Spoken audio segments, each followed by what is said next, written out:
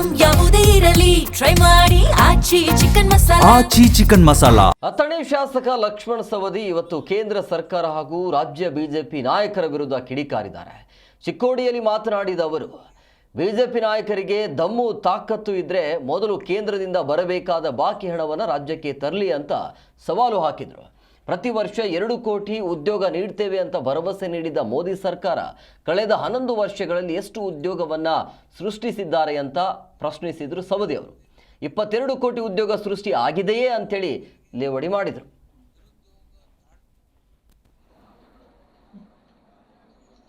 BJP ಅವರಿಗೆ ವಿರೋಧ ಪಕ್ಷದಲ್ಲಿರ್ತಕ್ಕಂಥ ಇವತ್ತಿನ ಶಾಸಕರಾಗಲಿ ಇವತ್ತಿನ ಮುಖಂಡರಿಗೆ ಅವರಿಗೆ ನೆನಪಿನ ಶಕ್ತಿ ಭಾಳ ಕಡಿಮೆ ಇದೆ. ಸ್ವಲ್ಪ ಮೆಲುಕು ಹಾಕಬೇಕು.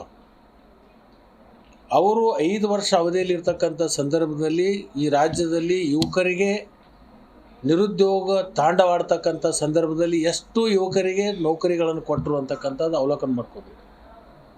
ನಾನು ಒಂದೇ ಮಾತು ಕೇಳ್ತೇನೆ ಅವ್ರಿಗೆ.